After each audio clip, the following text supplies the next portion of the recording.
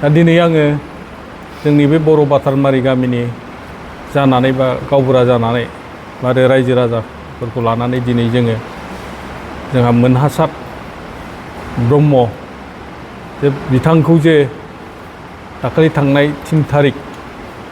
मोनानि 2टा बाजियाव जे बेखौ माखासे दस्त चक्र बा गाज्रि गोसोनि मानसिफ्रा थिखोनानै लांनानै बुग्लिहैदों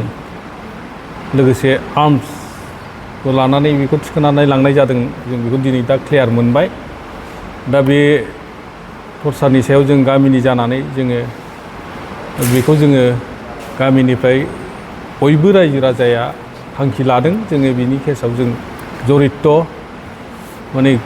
गोसो मोदोमै जों बेखौ मदद होगोन बेखौ जों थांखि लानाय जादों दा जोंहा बेखौ मोनसे खावलायनो लुबैदों आङो जाहाथे जाय मानसिफ्रा जाय बेक्तिफ्रा बेखौ टर्चार खालामदों बे बिथांमोना जोंनाव जाहाथे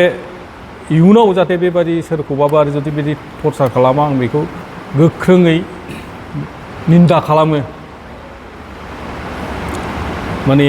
जाहाथे बेबादि इयुनाव आरो जाहाथे सोरखौबाबो जाहाथे जाया बे घटनाया जाहाथे बिदि जाया जोङो खिन्थु बिनि सायाव बिसोरखौ जों ओरैनो नागारनाय नङा जों बेखौ गामिनिफ्राय बेखौ जों थिरांथा लाबाय जोंनो बिनि थाखाय बिसार नांगौ जिखि जाया माने गामिया बेजों बिनि बिसाराव अहरह जों हेफाजाब होगोन बेखौ आङो गामिनि जानानै बा रायजो राजा जानानै जों बेखौ थांखि लाखाबाय आं बेखौ बे मिडियानि गेजेरजों नोंथांमोननिसिम बुंनाय जाबाय दा थांनायखौ आङो बेखौ साननैसोनि उनाव मोनसे मेमरेन्डाम बायदि मोनसे लिरनानै एसपिनो गथायनाय जागोन बेखौ गामिनि रायजो राजाखौ लानानै एसपिनिसिम थांनाय जागोन जाहाथे बे केसा जिहेतु 72 घन्टा जानायसै बिनि सायाव बिसोरो दासिमबो बे केसखौ बिसोरो माने दासिमबो गुरुत्त होआखै दा जोंनि भिक्टिमनि सायाव बिसोरो भिक्टिमखौसो बुंनो थाङोबा जोंनिखौ बेखौसो माने दसि खालामनो नागिरगासिनो जों बेबायदि लाइनाव नुहुरदों आरो दा बिनि थाखायनो जों दिनै बे प्रेस मिडियाखौ लानांगौ बायध' जादों आरो दा जों गामिनिफ्रायबो बेखौ प्रेस मिडियानि गेजेरजों बुंनांगौ बायध' जादों आरो दा जाहाथे जोंनि बे केसखौ इमिडियेट जाहाथे एक्सन लायो बेखौ जों गामिनिफ्राय खावलायहरदों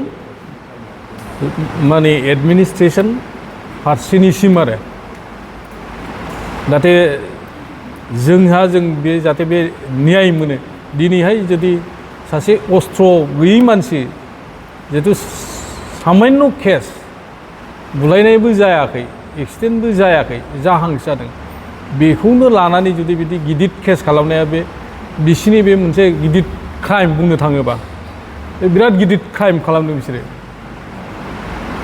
माने एटेम्प्ट टु मार्डार बिसोरो बुंनो थाङोबा एटेम्प्ट टु मार्डार खालामनो नागिरदोंमोन बिसोरो दाथ' बुंनो थाङोबा बेखौ सेमि मार्डारानो जाहैबाय बुंनो थाङोबा टर्चार खालामनाय माने मार्डारानो जाहैबाय बुंनो थाङोबा नाथाय जाहाथे बेखौ जोंनि रायजो राजा बा जोंनि गामिनि जानानै जों बेखौ गोख्रोङै माने बेखौ कन्डेम बा माने निन्दा होनाय जायो आरो दा बेखिनिखौ आङो बुंबाय दा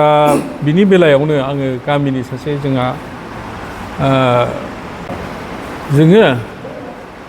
निमाहा होनाय माने बेथ' बुंनो थाङोबा निमाहा होथावानो नङा बुंनो थाङोबा दा दिनैहाय बे निमाहा होनाया व्यक्तिनि सायाव सोनारबाय व्यक्तिया जा खालामो बे व्यक्तिनि माबाजों थांनाय जागोन आरो गामिया आरो गांसोबादि दों नागारनाया बिसिनि खामानि नङामोन आरो जों व्यक्तिया जा डिसिसन लागोन जों बे व्यक्तिनि थागोन खिन्थु जों व्यक्तिया जुदि माने निमाहा होयोबा जों व्यक्तिनि निमाहाजों जों थांगोन आरो जाय मानसिखौ टर्चार खालामदों बे टर्चार खालामग्राया निमाहा होबा जों बेजों निमाहा होयोबा बेजों जों थांगोन जों